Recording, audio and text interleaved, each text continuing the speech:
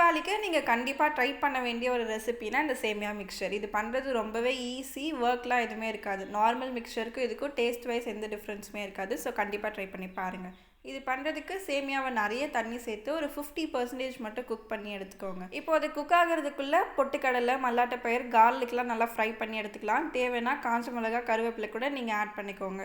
இப்போ அவல் சேர்த்து நீங்கள் ஃப்ரை பண்ண போகிறீங்க அப்படின்னா மஞ்சத்தூள் கலர் மிக்ஸ் பண்ணி வாட்டரில் மிக்ஸ் பண்ணி ஆட் பண்ணிக்கோங்க. கலர் வந்து மர்ஜ் ஆகிடும். நான் லாஸ்ட்டாக மிக்ஸ் பண்ணும் போது தான் கவனிச்சேன், இது மட்டும் கொஞ்சம் ஆட் அண்ட் அவுட்டாக இருந்த மாதிரி இருந்துச்சு.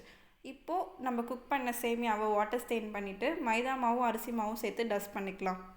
இப்போ இந்த சேமியாவை ஆயிலில் ஃப்ரை பண்ணி எடுக்கும்போது கூடவே கொஞ்சமாக சாரா பருப்பு நான் ஆட் பண்ணியிருக்கேன். உங்களுக்கு வேணான்னா ஸ்கிப் பண்ணிவிடுங்க. முன்னாடியே சொன்ன மாதிரி மஞ்சத்தூள் வாட்டரில் மிக்ஸ் பண்ணி சேமியாவிலே ஆட் பண்ணிவிடுங்க. கலர் சூப்பராக இருக்கும், பர்ஃபெக்டாக செட் ஆகிடும். ஃபைனலாக உப்பு மிளகாத்தூளும் சேர்த்து நல்லா மிக்ஸ் பண்ணி எடுத்திங்கன்னா மிக்சர் ரெடி ஆகிடும். ஸோ கண்டிப்பாக வீட்டில் ட்ரை பண்ணி பாருங்கள். அண்ட் ஆல்சோ நெக்ஸ்ட்டு வேறு என்ன தீபாவளி ரெசிபி பண்ணலான்னு கமெண்ட்ஸ் சொல்லுங்கள். ட்ரை பண்ணி பார்க்கலாம். டாட்டா.